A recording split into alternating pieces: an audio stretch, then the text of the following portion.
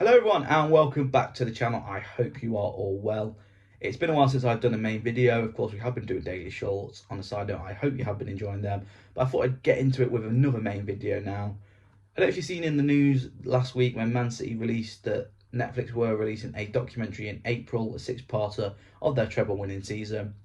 It got me thinking, what season for Netflix to pick out of all the seasons gone? So I thought, if every Premier League team had a fly on the wall documentary in the last 10 seasons, which would have been the best season to pick and why? Arsenal 22-23. So Arsenal did actually have the Amazon All or Nothing documentary, but that stopped just before the season gone. And what season they should have stopped on. Arsenal were not meant to be challenging for the top four. There was doubts about that, let alone the title. But they went toe-to-toe with Manchester City. Just to see their fans being able to dream again, and then see the players' reactions, of course, with the low points with the 2-2 draw at Liverpool, blowing a 2-0 lead at West Ham, and also drawing 3-3 to bottom club Southampton, should I say, sorry. Just to see how they reacted to that and what was going on at that point, and to see how they've galvanised that into then another title push this season. Probably would have been the best season to pick. Aston Villa 15-16. So I nearly went for Aston Villa's promotion season back to the Premier League in 18-19 when they appointed Dean Smith from Steve Bruce and then went 10 games unbeaten before beating Derby in the playoff final. But it has to be the 15-16 season. Villa fans will be wondering what happened to their club in this season. 6 years before, they were challenging for top four under Martin O'Neill, but then they go and see their team then 6 years later finish at bottom of the Premier League with a measly 16 points. They went 11 losses in a row, 19 games without a win, 2 managerial changes, and also the infamous Julian Lescott tweet after a 6-0 defeat to Liverpool when there was a picture of his car put on his social media, which he claimed was sent from his pocket. Just to see what happened to that Villa team with some of the experienced players they had and why they did so badly, I think every football fan and Villa fan would have loved to see. Brentford 21-22. Yeah, Brentford had a few seasons in the Championship prior, but getting to the Premier League for the first time, and the First Division, should I say, for 74 years, would have loved to be a part of the journey Brentford fans would have. Of course, to beat Arsenal in their first game, which Mikel Arteta, in that All or Nothing documentary, put out that even Tony tweet that time, and a 4-1 win at Chelsea. They finished a comfortable 13th as well, so yeah, it wouldn't have been a bad watch for Brentford fans. Brighton 22-23. Yeah, there was a rollercoaster season for Brighton. Of course, ended in finishing in the European place for the first time in their history. But let's not forget they started off the season with Graham Potter in charge, and they were doing quite well. Chelsea came calling, of course, Potter left, and they brought in a relatively unknown name at the time, Roberto De Zerbi. And then once he comes back, they never looked back. Played some lovely football, had emerging stars like Evan Ferguson, Moises Caicedo, and Ciso, to name a few. McAllister also, before even being a spot kick away or a penalty shootout away, getting to an FA Cup final as well. What a season for the Brighton fans, and it's surely the one they won't forget for many years to come. But just to be behind that and see what the players were like, of course, with the transition from Potter to De Zerbi, and see how they managed to just go from strength to strength rather than drop off like a stone, which many people thought they might have. Bournemouth 14-15. Yeah, Bournemouth had a few decent Premier League seasons, but I've gone for the season when they got promoted to the Premier League for the first time. After starting off the season, they won 8-0 at Birmingham City away. They went 13 games unbeaten towards the end of the season before winning promotion at home to Bolton and then the title at Charlton on the last day of the season. Just to see how that team, they finished 10th in the Championship the season before, how they went to promotion candidates, and champions in the end. Would have been good to see, obviously, how Eddie Howe took this small Bournemouth team, this small Bournemouth town, to the Premier League, which was, at the time, an incredible job. Burnley 17-18. So Burnley actually had their season last when they broke the 100-point bar under Vincent Kompany, filmed by Sky. But I wasn't going to put that anyway. 17-18, Burnley got into Europe, which is an incredible achievement. No one seen it coming. Burnley thought they were that yo-yo team that would go down and come back up. But when the Sean Dyche managed to take them to Europe for the first time, I don't know if it was in their history or in a long while anyway. They beat champions Chelsea 3-2 on the first day. They even managed to go 11 games without a win before winning 5 on the trot, which in the end secured that European football. They finished 5 points clear of the nearest challengers for that European spot with Everton. So just to see what Sean Dyche could do behind the scenes, what he was doing with this team, which no one thought would make it even to the top half, let alone top 7. And then, of course, the community with Dyche having the pub named after him in Burnley and getting hero status for forever. Chelsea 15-16. yeah, there's been a lot of seasons you could have picked for Chelsea that have been bonkers, but for me, just for the meltdown from Jose Mourinho that first half of the season, this was his first season after returning to the bridge. Obviously, the first season they only finished third after obviously spoiling Liverpool's title ambition before winning the league. They're going into champions. Everyone thought that this was going to be maybe a Chelsea dominance, Man City versus Chelsea, Pep, Mourinho, Chelsea and City for ages. No, there was fallings out with players, backroom staff, and they also were near the relegation zone before he was sacked eventually after a defeat at Leicester. But just to see how that unfolded, how Mourinho, we've seen him in the All or Nothing documentary at Spurs, but something really went wrong at Chelsea, and I'd have been interested to see, and I think football fans and Chelsea fans, what would have happened behind the scenes. Palace 15-16. Yeah, there wasn't really a lot for Crystal Palace fans to pick from really. If Palace fans are watching, let me know which season you believe should have been picked. But yeah, Palace have always a mid-table club, but I picked the season that they got to the FA Cup final. There was also wins at Chelsea and Liverpool in that period. But just see, how Crystal Palace got to that FA Cup final. In the end, losing out to Manchester United with Pardew's dad dancing on the touchline. Just to see behind the scenes of that, I bet Palace fans would have been interested to see what happened there. Everton 13-14. There's a few Everton seasons that have just gone by, which they've just staved off relegation, which would have been interested to looking in. But no, got to look at the 13-14 season. David Moyes had left Everton for the first time since the start of the millennium, and Everton were looking for a new manager.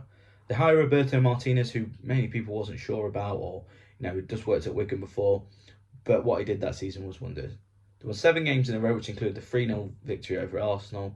There was a double over Man United, when in the second game, David Moyes lost his job shortly afterwards. And also they finished 5th in the league. Just to see how Moyes had transitioned, Martinez had transitioned from Moyes and getting the best out of players like Lukaku, Leighton Baines staying, of course, after interest from Man United, and coping with the loss of Marouane Fellaini.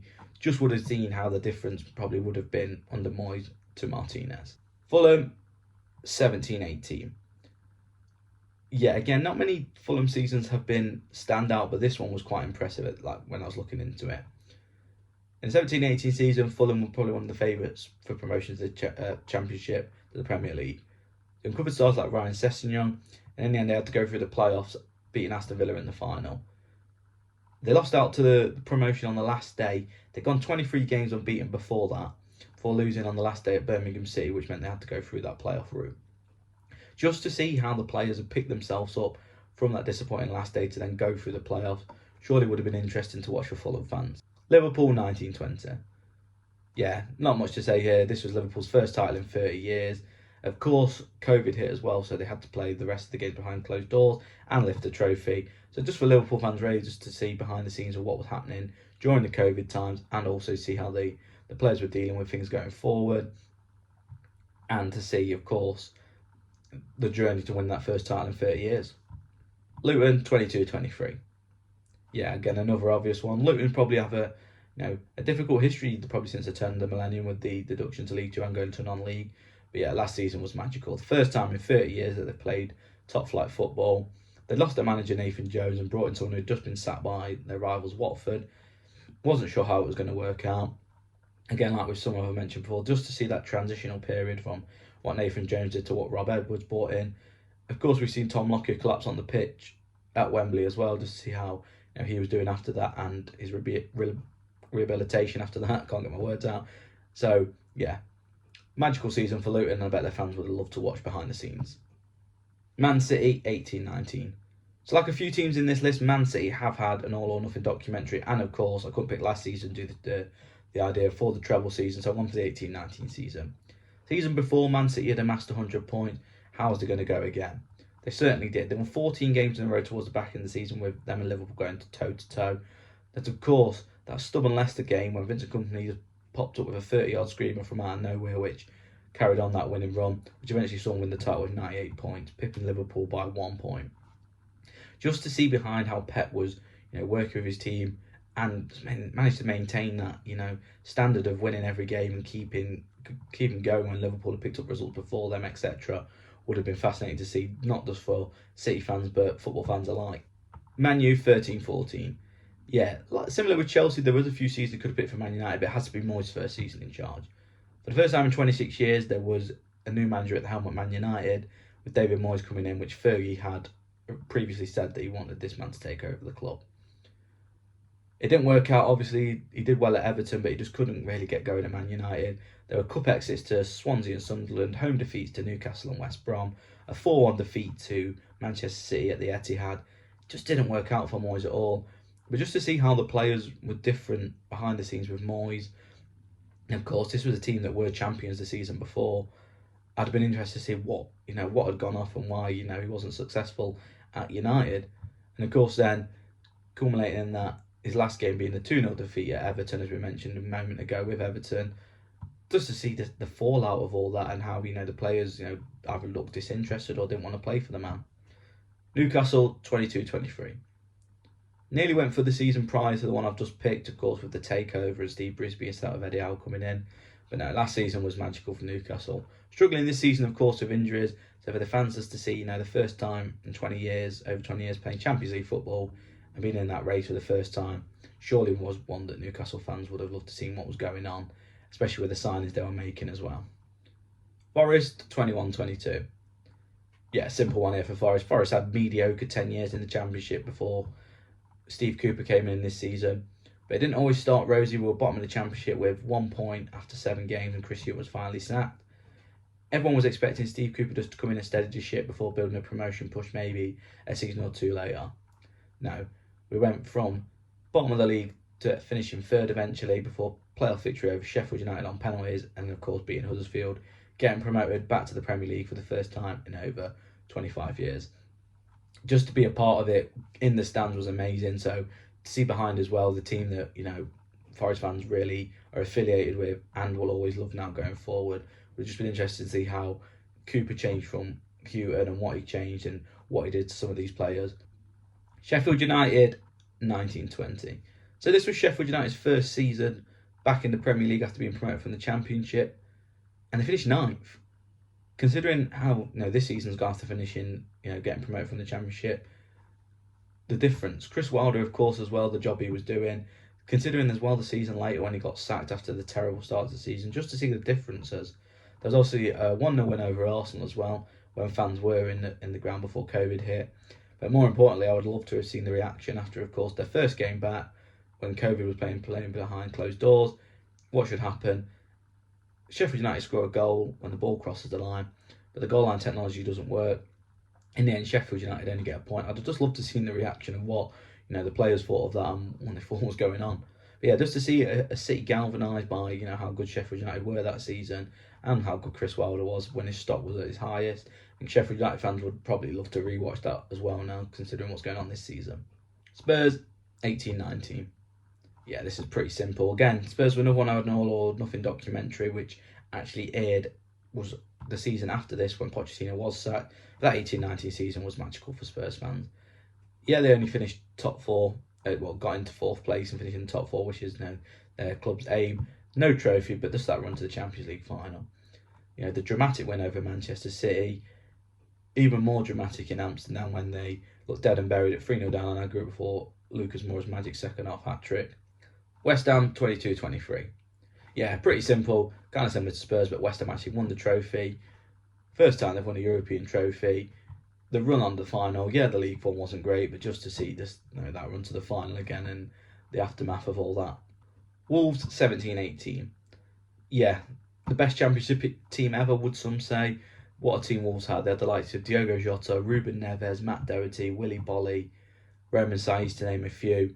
They finished with 99 points, and they had Nuno Espirito Santo as manager, who would go on to manage Spurs in a few years. What a season for Wolves. Just to see, the rubbish they had before when they went down to League One before coming back up, to see just that change in manager and the different style and getting these superstars in who've gone on to have such great careers. What a season it was for Wolves, and I bet fans would have loved to watch that back. There we have it. There are the seasons that I thought that fans would have loved to watch back. Let me know if you are a fan of any of these clubs and did I get it right? Would you have picked another season? Was there anything that you'd be interested in that you'd love to have watched in previous seasons, or what happened behind the scenes? If you are enjoying what I'm making at the moment, as I say, give us a like, subscribe to the channel, follow this journey as we continue to grow. If you have any ideas that you'd like me to put pen to paper and then bring it to life, all our social media is down below. Give us a follow, drop us a message, and we will get back to you and hopefully make sure that you are enjoying what we are making. I hope you're enjoying what we're making at the moment. Keep following for the daily shorts, and hopefully I will get more regular, longer videos uploaded. Take care, and I'll speak to you all soon.